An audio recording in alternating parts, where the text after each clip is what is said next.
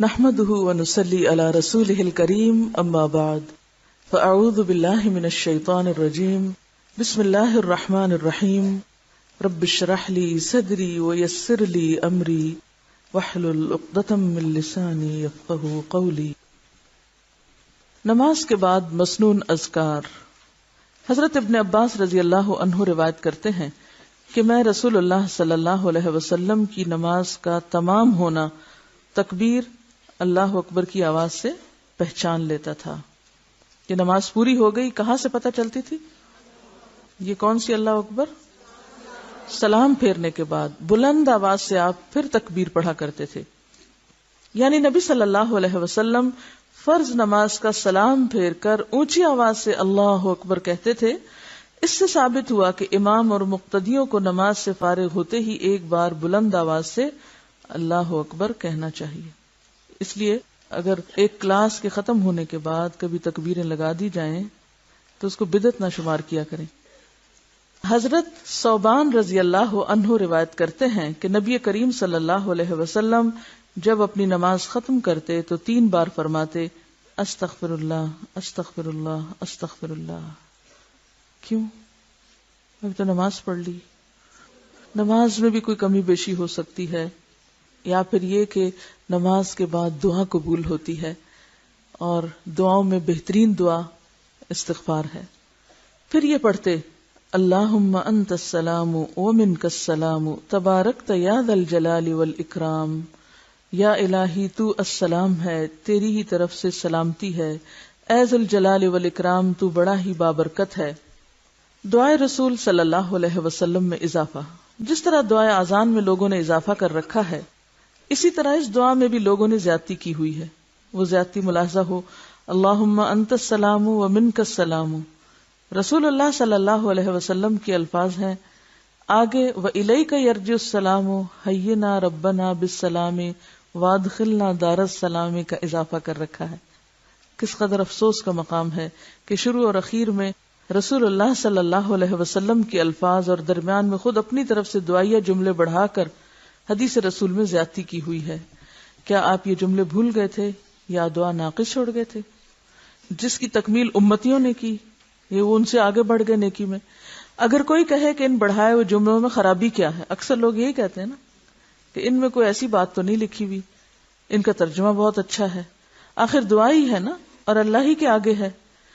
گزارش ہے کہ انسان اپنی مادری یا عربی زبان وغیرہ میں جو دعا چاہے اپنے مالک سے کرے، یعنی الگ سے آپ جتنی مرضی دعائیں کریں، کوئی روک نہیں، جو جملے چاہیں دعا میں استعمال کریں، کوئی حرج نہیں، مگر حدیث رسول صلی اللہ علیہ وسلم میں اپنی طرف سے الفاظ یا جملے زیادہ کرنا ناجائز ہے۔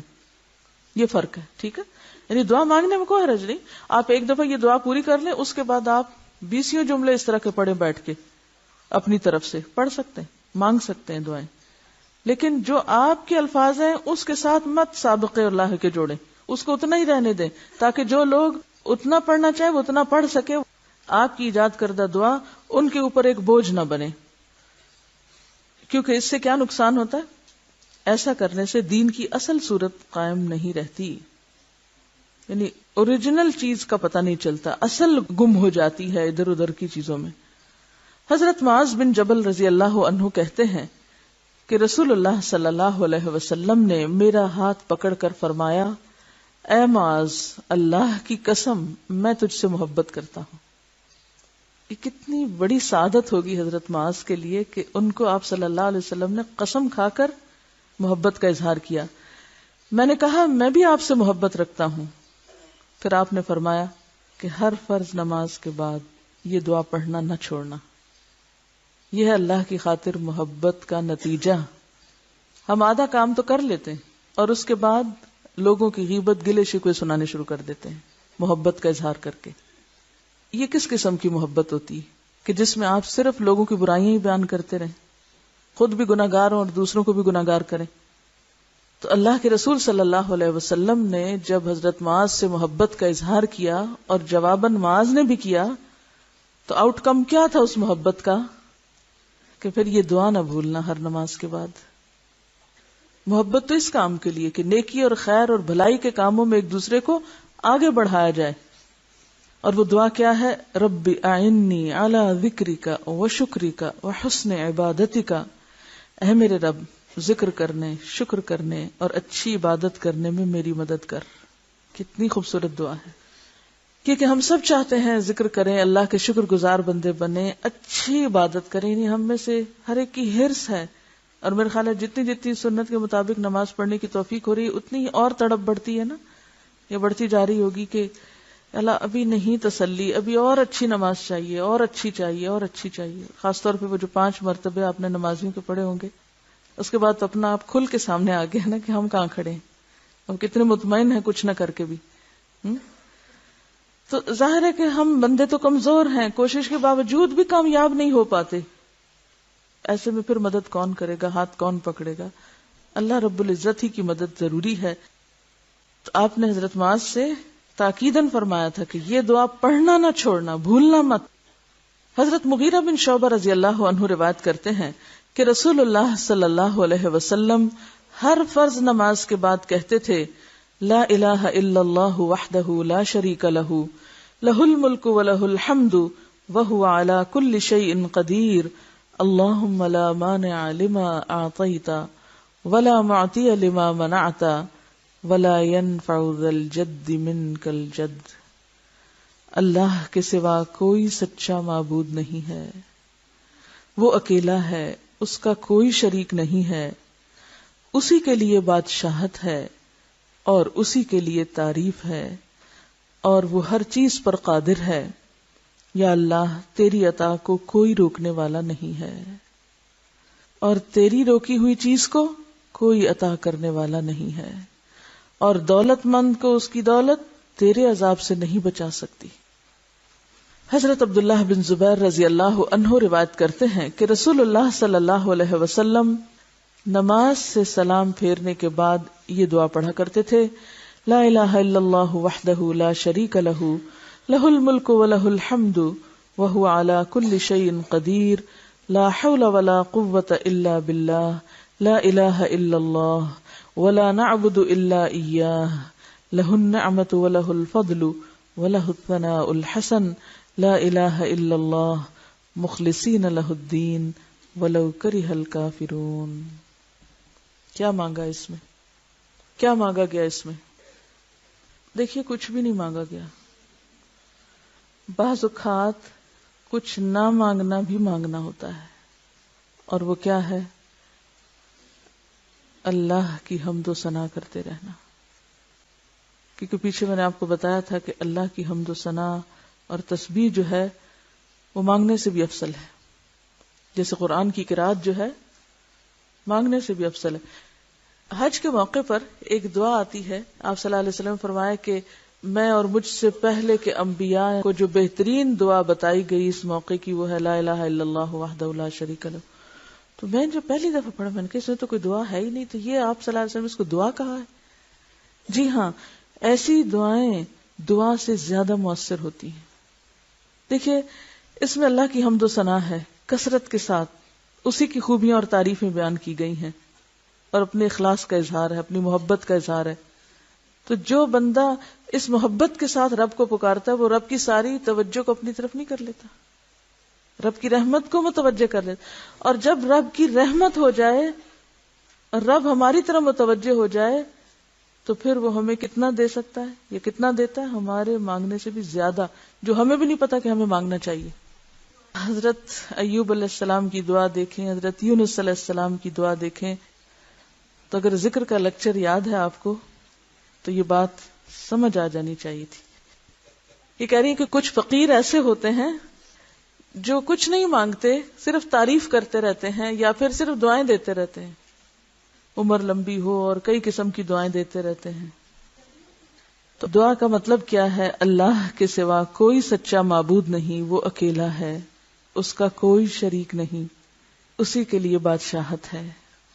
میں صرف اس کو فیل کر رہی ہوں کہ جیسے جب آپ کسی سے کچھ مانگتے ہیں نا تو وہ مانگنا اللہ تعالیٰ کو پسند ہے مانگنا، لیکن اس سے زیادہ خوبصورت کام اللہ کی تعریف کر کے اللہ کا محبوب بننا ہے، یعنی یہ اس سے اوپر کا درجہ ہے۔ تھوڑی دیر کے لیے سوچئے، ایک شخص آپ کے پاس آتا ہے اور آپ سے کوئی فیور چاہتا ہے اور ڈائریکٹ کہتا ہے مجھے آپ سے یہ فیور چاہیے، اور ایک شخص آ کے صرف آپ کے کسی احسان کی شکر گزاری کرتا ہے، تو ہو سکتا ہے کہ وقتی طور پر آپ کو یا اس کو سمجھ نہ آئے کہ وہ کیا چاہتا ہے آپ سے، لیکن آپ کا دل ضرور اس کی طرف متوجہ ہوگا. کیوں اللہ تعالیٰ نے فرمایا لئن شکرتم لأزیدنکم. اگر صرف نعمتوں کا شکر ادا کرنے کی توفیق ہو گئی نا تو مانگے بنا بھی نعمتوں میں اضافہ ہو جائے گا. مانگے بنا صرف شکر گزار بن جائیں، اور یہی سب سے مشکل کام ہے. بھائی جو اللہ کی حمد و ثنا کی گئی ہے یہ سب شکر گزاری ہے کہ مظہر ہے. جب آپ کو کسی سے محبت ہوتی ہے، کوئی اچھا لگتا ہے یا کسی پہ پیار آتا ہے تو خود بخود اس کو دینے کو دل چاہتا ہے. اگر اللہ تعالیٰ کو ہم پر رحم آ گیا پھر کسی بھی چیز سے محرومی باقی نہیں رہے گی. اب آپ اس کا ترجمے کو غور سے ذرا دیکھیے کہ کس انداز میں اللہ کی تعریف کی گئی ہے. اللہ کے سوا کوئی سچا معبود نہیں، وہ اکیلا ہے، اس کا کوئی شریک نہیں، اسی کے لیے بادشاہت ہے اور اسی کے لیے تعریف ہے، اور وہ ہر چیز پر قادر ہے. گناہوں سے رکنا اور عبادت پہ قدرت پانا صرف اللہ کی توفیق سے ہے. خود کو کوئی کریڈٹ نہیں دیا جا رہا کہ اللہ میں یہ اور یہ کرتا ہوں. اللہ کے سوا کوئی سچا معبود نہیں اور ہم صرف اسی کی عبادت کرتے ہیں. ہر نعمت کا مالک وہی ہے. کیا خوبصورت بات ہے. کوئی بھی نعمت مانگنے اور طلب کرنے کی بجائے کیا کہا جا رہا ہے؟ سب کچھ تو تیرے ہاتھ میں ہے، ہر نعمت کا مالک وہی ہے، سارا فضل اسی کی ملکیت ہے. یعنی فضل اور نعمتیں صرف اسی کی طرف سے ہیں، اسی کے لیے اچھی تعریف ہے. اللہ کے سوا کوئی معبود نہیں، ہم صرف اسی کی عبادت کرتے ہیں اگرچہ کافر برا منائے. یہ جو بات ہے نا آخری، اگرچہ کافر برا منائے پھر بھی ہم اسی کی عبادت کرتے ہیں، یہ کس چیز کو ظاہر کر رہا ہے؟ ایمان کی مضبوطی اور اللہ سے والہانہ محبت کا اظہار کہ خواہ کسی کو اچھا نہ بھی لگے یار اب پھر بھی ہم تیری عبادت کریں گے. اب آپ دیکھیے، پھر آپ اس کو ذرا عام موقع کی مناسبت سے سمجھیے کہ کوئی شخص آپ کے پاس آ کے کہتا ہے کہ آپ کے پاس میرا آنا فلاں کو پسند نہیں، لیکن مجھے اس کی پرواہ نہیں، وہ نہ بھی پسند کرے پھر بھی میں آپ کے پاس آتا رہوں گا. یہ کیا انداز ہے نا کہ یار اب تیرے سامنے میرا جھکنا لوگوں کو پسند نہیں، تیرا بندہ بننا لوگوں کو نہیں اچھا لگتا. ایسا ہوتا ہے؟ کبھی ہوا ایسا کہ اللہ کا بندہ بننا لوگوں کو پسند نہ آئے؟ پھر آپ کہیں یا رب چاہے لوگوں کو اچھا نہ لگے پھر بھی میں تیری اطاعت کرتا رہوں گا، پھر بھی تیری ہی طرف آؤں گا، پھر بھی تیرا ہی بنوں گا. آپ خود سوچیں کہ یہ کلمات کیا وزن رکھتے ہیں، کیا معنی رکھتے ہیں، اس کے پیچھے کیسے جذبات ہیں ایک بندے کے. لیکن چونکہ ہم سوچ سمجھ کے نہیں پڑھتے، ایسے ہی پڑھ جاتے ہیں. مخلصین لہ الدین ولو کرہ الکافرون. رسول اللہ صلی اللہ علیہ وسلم نماز کے بعد ان کلمات کے ساتھ اللہ کی پناہ پکڑتے تھے. اللہم انی اعوذ بک من الجبن واعوذ بک من البخل واعوذ بک من ان ارد الى ارذل العمر واعوذ بک من فتنۃ الدنیا وعذاب القبر. اے اللہ میں بزدلی اور کنجوسی سے تیری پناہ چاہتا ہوں. دیکھیں سب سے پہلے کیا مانگا جا رہا ہے نا، یعنی مانگنے کی چیزوں میں پہلے پچھلی چیزیں تو سب کیا ہیں؟ حمد و ثنا، تعریف. اور جو مانگنے کی چیز ہے وہ یا اللہ اس بزدلی اور کنجوسی اور بخل سے مجھے بچا، اور اس بات سے بھی تیری پناہ چاہتا ہوں کہ مجھے رذیل عمر، ارذل العمر یعنی زیادہ بڑھاپے کی طرف پھیرا جائے. اور اسی طرح میں دنیاوی فتنوں اور عذاب قبر سے بھی تیری پناہ چاہتا ہوں. حضرت ابو ہریرہ رضی اللہ عنہ کہتے ہیں کہ رسول اللہ صلی اللہ علیہ وسلم نے فرمایا اس شخص کے تمام گناہ معاف کر دیے جائیں گے خواہ سمندر کی جھاگ کے برابر ہوں، جو ہر فرض نماز کے بعد یہ پڑھے سبحان اللہ 33 بار، الحمدللہ 33 بار، اللہ اکبر 33 بار، اور ایک بار لا الہ الا اللہ وحدہ لا شریک لہ لہ الملک ولہ الحمد وہو علی کل شیء قدیر.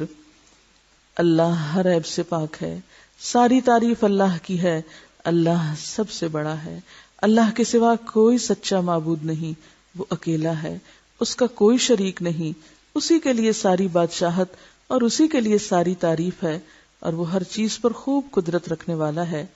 اس کے گناہ بخشے جائیں گے اگرچہ دریا کی جھاگ کے مانند ہو. حضرت کعب بن عجرہ رضی اللہ عنہ روایت کرتے ہیں، اب آپ دیکھیے کہ ان کلمات میں کوئی استغفار بھی نہیں پڑھا گیا، کچھ نہیں مانگا گیا. کیا ہے؟ اللہ کی تعریف، اللہ کی پاکی بیان کی گئی ہے، اللہ کا شکر ادا کیا گیا، اللہ کی بڑائی بیان کی گئی ہے. اور ایک بار الحمدللہ کہنا میزان بھر دیتا ہے، ایک بار اللہ اکبر کہنا زمین و آسمان کو نور سے بھر دیتا ہے. تو جس شخص کو یہ نصیب ہو جائے اس طرح ذکر کرنا، پھر کیوں نہ اس کے گناہ معاف ہو جائیں. حضرت کعب بن عجرہ رضی اللہ عنہ روایت کرتے ہیں کہ رسول اللہ صلی اللہ علیہ وسلم نے فرمایا، جو شخص فرض نماز کے بعد سبحان اللہ 33 بار، الحمدللہ 33 بار اور اللہ اکبر 34 بار کہے گا، وہ نامراد نہیں ہوگا، وہ نامراد نہیں ہوگا، یعنی اسے سب کچھ مل جائے گا. حضرت عقبہ بن عامر رضی اللہ عنہ روایت کرتے ہیں کہ رسول اللہ صلی اللہ علیہ وسلم نے مجھے حکم کیا کہ میں ہر فرض نماز کے بعد معوذات پڑھا کروں. معوذات اللہ کی پناہ میں دینے والی صورتیں، یہ ان صورتوں کو کہتے ہیں جن کے شروع میں قل اعوذ کا لفظ آتا ہے، انہیں معوذتین بھی کہا جاتا ہے. یعنی قرآن پاک کی آخری 2 صورتیں جو حسب ذیل ہیں، بسم اللہ الرحمن الرحیم، قل اعوذ برب الفلق من شر ما خلق ومن شر غاسق اذا وقب ومن شر النفاثات في العقد ومن شر حاسد اذا حسد. اللہ کے نام سے شروع کرتا ہوں جو بہت رحم کرنے والا نہایت مہربان ہے. کہو میں پناہ مانگتا ہوں صبح کے رب کی، ہر اس چیز کے شر سے جو اس نے پیدا کی ہے، اور اندھیری رات کے شر سے جبکہ وہ چھا جائے، اور گرہوں میں پھونکنے والیوں کے شر سے یعنی جادو ٹونا کرنے والوں کے شر سے، اور حاسد کے شر سے جبکہ وہ حسد کرے.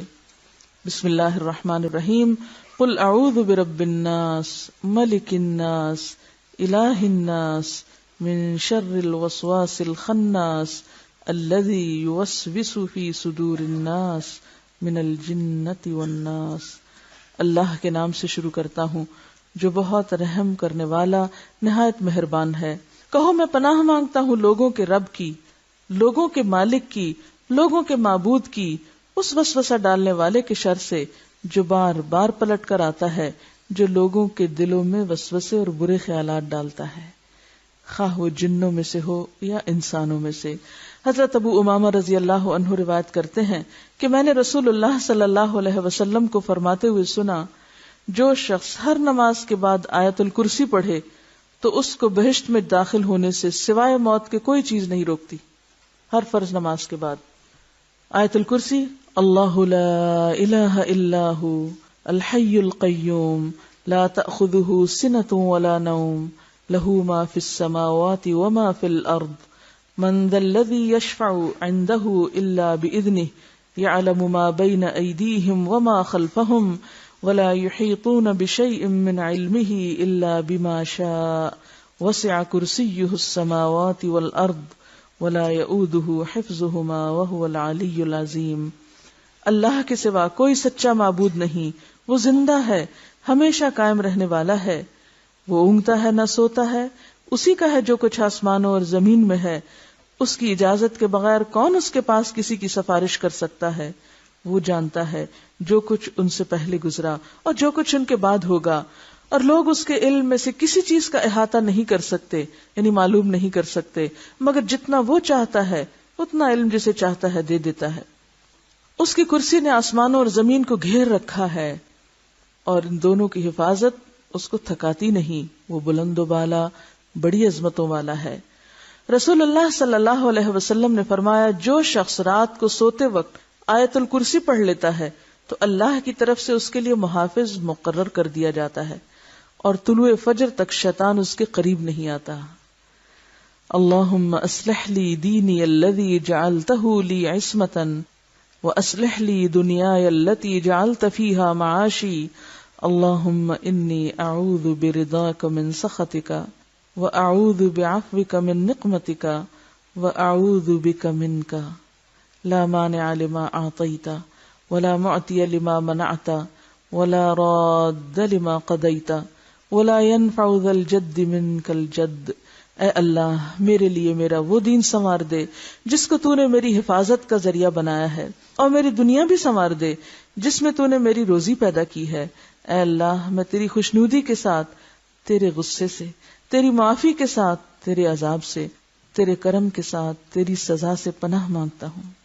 جو چیز تو عطا کرے اسے کوئی روکنے والا نہیں ہے، اور جو چیز تو روکے اسے کوئی عطا کرنے والا نہیں، تیرے فیصلے کا کوئی ٹالنے والا نہیں، اور کسی دولت مند کو اس کی دولت تیرے عذاب سے نہیں بچا سکتی۔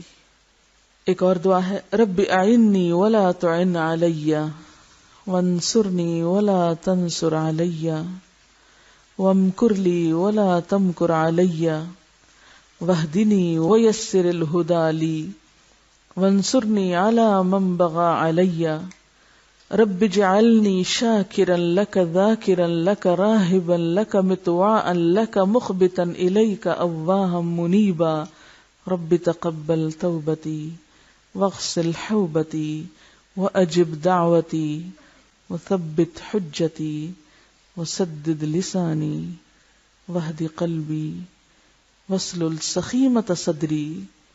بہت ہی خوبصورت دعا ہے یہ۔ اے رب تو میری مدد کر اور میرے خلاف مدد نہ کر، مجھے غالب کر، کسی کو مجھ پہ غالب نہ کر، مجھے تدبیر بتا اور میرے دشمنوں کو میرے خلاف تدبیر نہ بتا، مجھے ہدایت دے اور ہدایت میرے لیے آسان کر دے، اور میرے اوپر ظلم کرنے والوں کے خلاف میری مدد فرما۔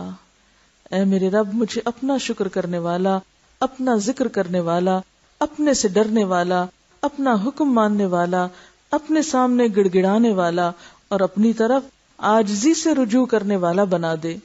اے میرے رب میری توبہ قبول فرما، میرے گناہ دھو ڈال، میری دعا قبول کر لے، میری دلیل ثابت رکھ، میری زبان سیدھی کر، میرے دل کو ہدایت سے نواز اور میرے سینے سے کینہ نکال دے، یعنی بندوں کا حسد اور بغض اور نفرت، کیونکہ وہ بندوں سے زیادہ تو خود مجھے کو تکلیف دیتا ہے نا۔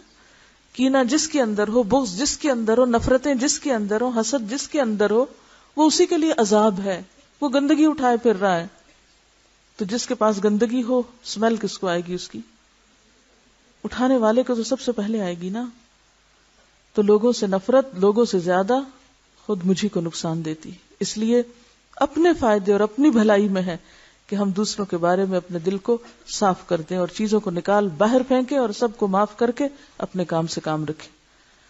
فرض نماز کے بعد اجتماعی دعا، یعنی سارے لوگ مل کے اکٹھی جو دعا کرتے ہیں عام طور پر، اس کی کیا حیثیت یا حقیقت ہے؟ فرض نماز کے بعد اجتماعی دعا کے ثبوت میں کوئی مقبول حدیث نہیں ہے، ہر ایک کو اپنی اپنی کرنی چاہیے۔ نہایت تعجب کی بات ہے کہ رسول اللہ صلی اللہ علیہ وسلم مدینہ منورہ میں 10 سال رہے، 5 وقت نمازیں پڑھائیں، صحابہ کرام کی کثیر تعداد نے آپ کی اقتداء میں نمازیں پڑھی، مگر ان میں سے کوئی ایک بھی اجتماعی دعا کا ذکر نہ کرے تو یہ اس کے بطلان کی واضح دلیل ہے۔ یعنی کوئی سنت طریقہ نہیں ہے کہ فرض نماز پڑھ کے پھر امام دعا مانگے اور سب پیچھے پیچھے آمین کہے۔ فرض نماز کے بعد ایسا کرنا سنت سے ثابت نہیں ہے۔ الگ الگ دعائیں تو سب موجود ہیں جو پیچھے گزری۔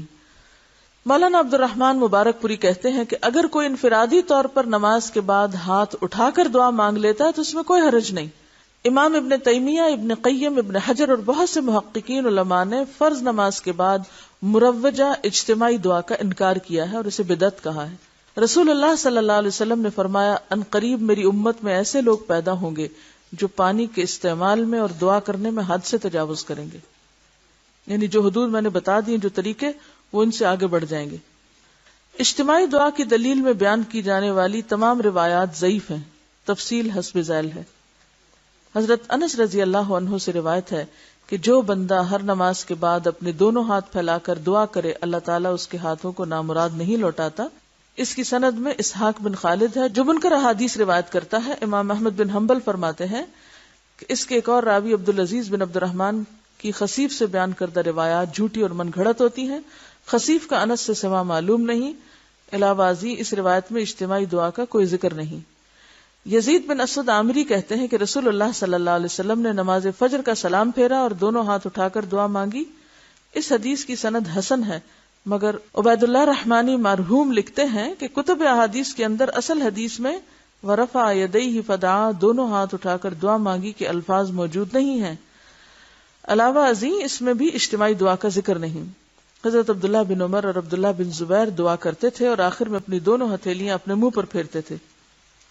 اس سلسلے میں پیش کی جانے والی تقریباً تمام روایات نہ صرف یہ کہ سخت ضعیف ہیں بلکہ ان میں اجتماعی دعا کا ذکر تک نہیں۔ بعض احادیث کا موقع و محل تو کچھ اور ہے مگر انہیں زبردستی زیر بحث اجتماعی دعا کے ساتھ نتھی کر دیا گیا ہے، یعنی نماز کے بعد نہیں۔ کیا فرض نمازوں کے بعد ہاتھ اٹھا کر اجتماعی دعا کرنا بدعت ہے؟ اس سلسلے میں درج ذیل امور قابل غور ہیں۔ نمبر 1، ہاتھ اٹھا کر اجتماعی دعا کرنا ایک مستقل عبادت ہے جو غیر موقت ہے، کسی وقت بھی کی جا سکتی ہے، اور جن مواقع پر اس کا اہتمام کرنا سنت سے ثابت ہے انہی کو ترجیح دی جائے گی۔ یعنی ایک بات ہے نماز کے بعد اجتماعی دعا کرنا، اور ایک ہے نماز کے علاوہ کسی بھی وقت اجتماعی دعا کر لینا، اکٹھے دعا کر لینا۔ تو ان دو چیزوں میں فرق ہے۔ نماز کے بعد تو کوئی سنت نہیں ہے کہ اکٹھے مل کے اس طرح ہاتھ اٹھا کے دعا کی جائے، لیکن کسی اور موقع پر کی جا سکتی ہے، اور وہ غیر موقت، یعنی اس کا کوئی وقت مقرر نہیں ہے۔ ہاں، جو سنت میں اوقات ایسے ہمیں ملتے ہیں کہ جس میں صحابہ اور آپ نے اکٹھے دعا کی، ان مواقع کو پھر ترجیح دی جائے گی۔ ٹھیک ہے۔ نمبر 2، جو عبادت ہر وقت جائز ہو، اگر آپ اپنی سہولت کے لیے اسے کسی خاص وقت میں روزانہ کرنا چاہتے ہیں تو اصولی طور پر یہ بھی جائز ہے۔ ٹھیک ہے، یعنی جو عبادت کسی بھی وقت کی جا سکتی ہے، مثلا نفل پڑھے جا سکتے ہیں، دعا مانگی جا سکتی ہے ہاتھ اٹھا کے، ویسے تو اگر آپ اس کو خود اپنے ذاتی طور پر اس کی پابندی شروع کر دیں تو اس کی اجازت ہے۔ اس کی دلیل کیا ہے؟ اللہ تعالیٰ کا وہ عمل زیادہ محبوب ہے جس پر ہمیشگی کی جائے اگرچہ تھوڑا ہو، سمجھ گئے؟ لیکن کسی کے لیے یہ جائز نہیں کہ تمام جائز اوقات کو چھوڑ کر صرف ایک وقت کو عملاً فرض کا درجہ دے کر دوسرے مسلمانوں کو اس کا پابند بنائے، کیونکہ جب شریعت نے اس وقت کو مسلمانوں پر مقرر نہیں کیا تو یہ کیوں کرے؟ مثلاً اگر مختلف افراد روزانہ مختلف اوقات میں قرآن پاک کی مختلف صورتیں پڑھتے ہیں تو یہ عمل جائز ہوگا۔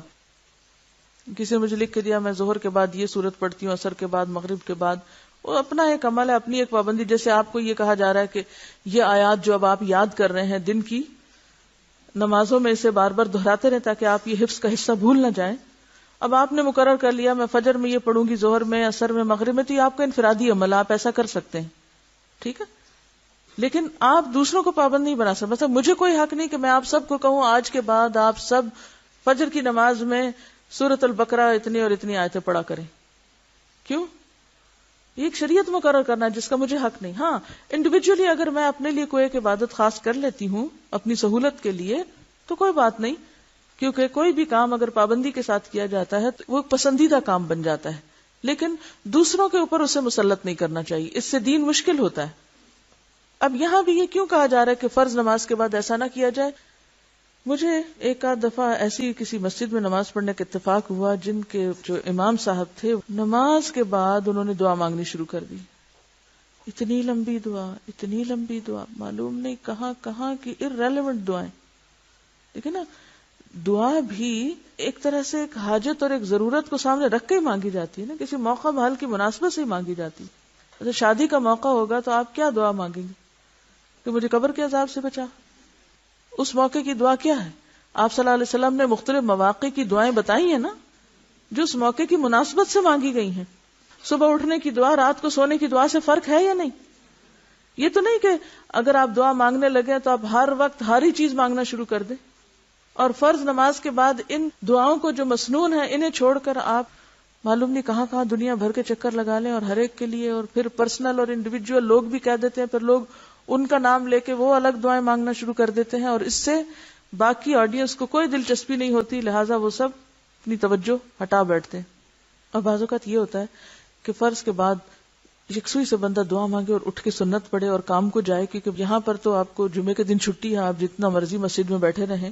بعض ممالک ایسے ہیں کہ جہاں جمعے کے دن لوگ اپنے ڈیوٹی آورز میں سے 1 گھنٹہ آف لے کے، بعض اپنے پے کٹوا کے اور بعض کسی بھی اور وقت میں اس گھنٹے کو پورا کر کے وہ وقت لے کے مسجد میں آتے ہیں۔ اب ایسے ممالک میں بھی بعض ناسمجھ امام کیا کرتے ہیں کہ وہ یہ نہیں دیکھتے کہ لوگ کتنی دور سے آئے اور انہیں پھر واپس کام پہ پلٹنا ہے، انہیں نماز پڑھائیں اور فارغ کریں، اتنی دیر کا شاید خطبہ نہیں ہوتا جتنی دیر کی وہ دعا ہو جاتی ہے۔ تو اس سے کیا نقصان کیا ہوتا ہے؟ لوگ دین سے بھاگتے ہیں، وہ اگلی دفعہ وہاں نماز نہیں پڑھنے آئیں گے، اور ہو سکتا ہے کہ دوسری مسجد بہت دور ہو اور وہ سرے سے ہی نہ جائیں۔ مثلاً اگر مختلف افراد روزانہ مختلف اوقات میں قرآن پاک کی مختلف صورتیں پڑھتے ہیں تو یہ عمل جائز ہوگا، لیکن اگر کوئی مولوی صاحب یہ دعوت دینی شروع کر دے کہ تمام اہل اسلام روزانہ فجر کی نماز کے بعد 20 مرتبہ سورۃ القمر پڑھا کریں، اس کا یہ اور یہ ثواب ہے، پھر اس کے حلقے اثر میں آنے والے تمام مسلمان واقعتاً سختی کے ساتھ اس کی پابندی شروع کر دیں، تو ان کا یہ عمل محتاج دلیل بن جائے گا، دلیل لانی پڑے گی انہیں اس کے لیے۔ اگر شرعی دلیل میں اس کی صراحت آ جائے تو سنت ہوگا، ورنہ بدعت ہوگا۔ جو عبادت ہر وقت جائز ہے، اگر اسے آپ کسی خاص موقع پہ کرنا چاہتے ہیں تو احتیاطاً یہ معلوم کر لیں کہ کہیں اس موقع کے لیے شریعت نے کوئی فرض تو مقرر نہیں کیا، کیونکہ اگر اس موقع کے لیے شریعت نے کوئی فرض عائد کیا ہے تو پھر فرض ترک کر کے جائز کام میں لگے رہنا قطعاً جائز نہیں۔ مثلا نماز با جماعت کھڑی ہو اور جس نے یہی نماز جماعت کے ساتھ پہلے نہیں پڑھی، اس کے لیے جائز نہیں کہ وہ جماعت میں شامل ہونے کی بجائے سنتیں یا نوافل پڑھتا رہے۔ فرض کے وقت میں فرض پڑھے جائیں گے، کوئی درود، وظیفہ، دعا یا تلاوت کرتا رہے، کیونکہ ان جائز نیکیوں کو مؤخر کرنے کی گنجائش موجود ہے، کیونکہ موقع کے فرض کو بلا وجہ مؤخر کرنے کی قطعاً کوئی گنجائش نہیں۔ کیونکہ بعض اوقات لوگ یہ وظیفہ بتاتے ہیں نا کہ فجر کی سنتوں اور فرض کے بیچ میں کیا پڑھو، 41 بار سورۃ فاتحہ۔ دیکھیں سب کو پتا ہے، اسی لیے سب نے جواب دیا ہے۔ اب ایک شخص مسجد میں گیا ہے، اذان ہوئی ہے، مسجد گیا، سنت پڑھی ہے، امام صاحب فرض شروع کر چکے ہیں اور وہ کیا کر رہا ہے، بیٹھ کے 41 دفعہ سورۃ فاتحہ پڑھ رہا ہے، کیونکہ اس کو یہ پریشانی کہ اگر میں نے یہ نہ پڑھا تو میرا کام نہیں ہونا، لہٰذا جماعت سے اگر نماز جاتی ہے تو کوئی نہیں، میں بعد میں اپنے فرض پڑھ لوں گا، لیکن یہ وظیفہ پورا کر لوں۔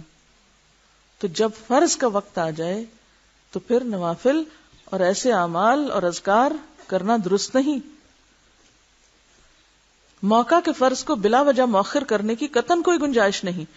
اگر اس خاص موقع کے لیے شریعت نے کوئی سنت مقرر کر رکھی ہے تو بھی جائز کام کو چھوڑ کر سنت کو ترجیح دی جائے گی۔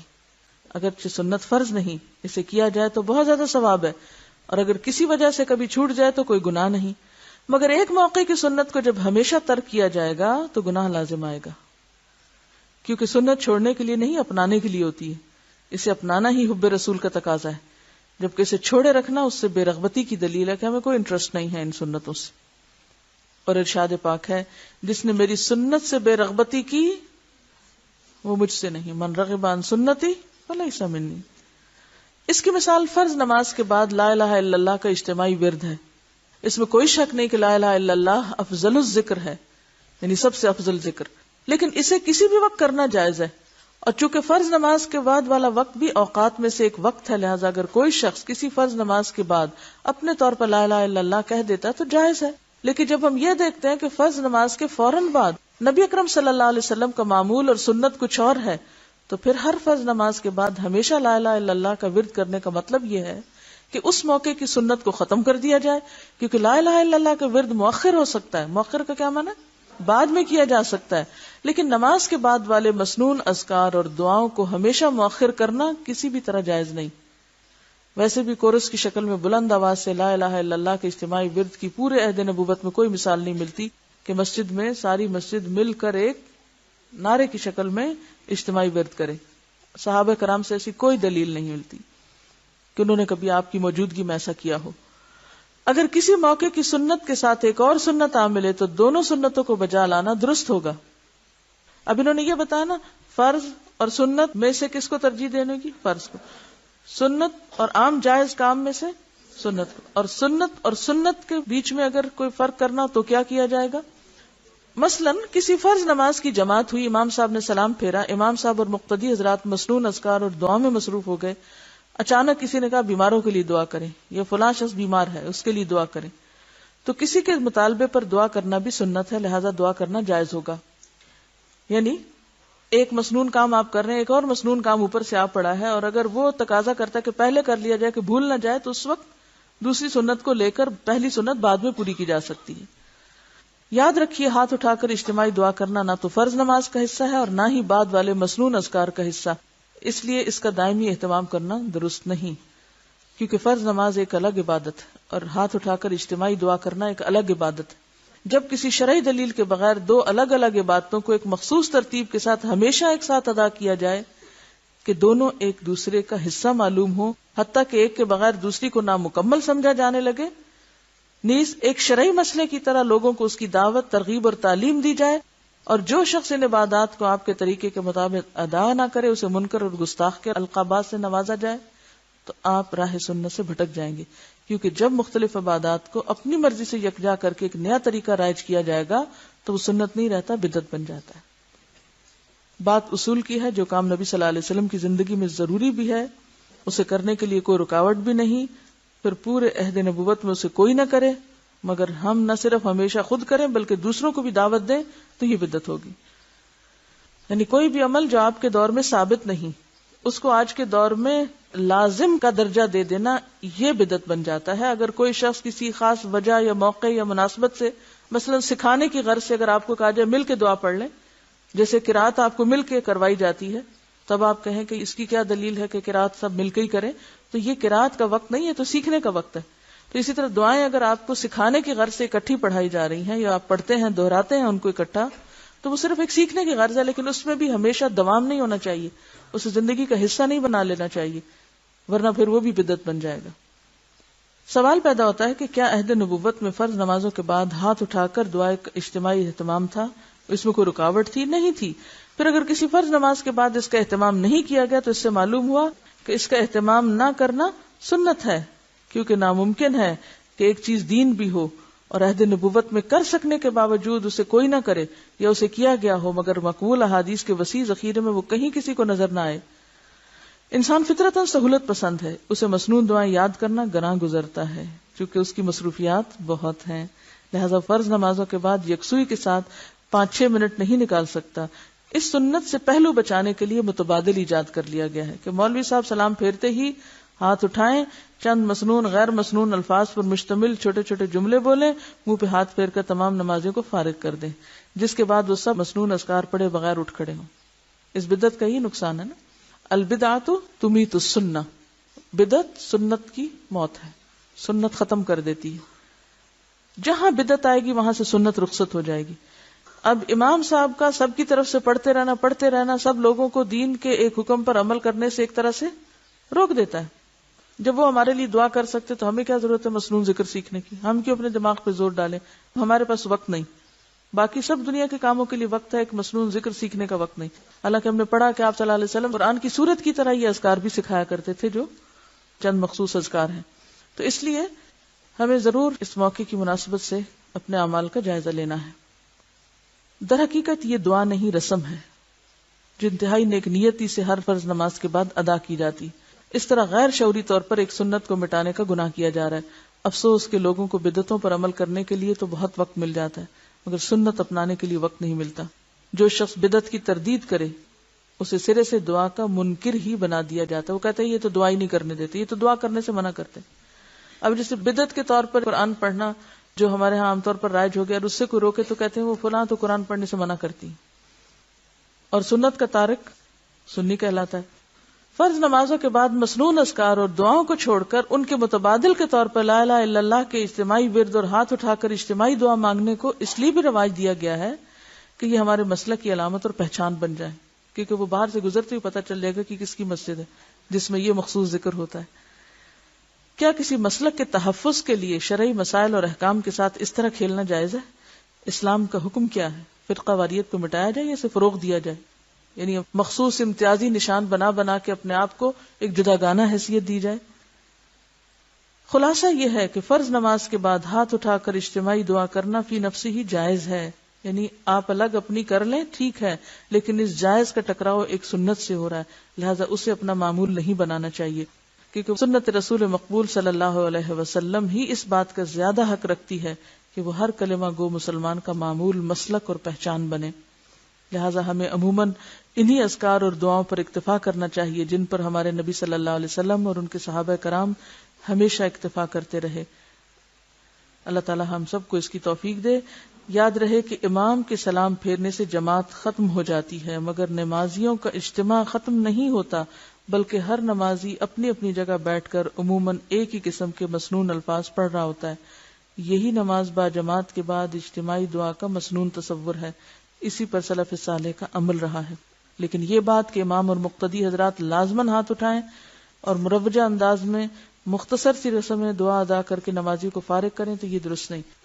اب اس میں آپ کے ذہن میں ہو سکتا ہے ایک سوال یہ آ رہا ہو کہ کیا اس موقع پر ہم اپنی کوئی اور دعا نہیں کر سکتے، یعنی صرف یہی ذکر کرنے ہوں گے، یا پھر ہم اردو میں یا پنجابی میں یا اپنی کسی زبان میں کچھ اور مانگ سکتے ہیں یا نہیں؟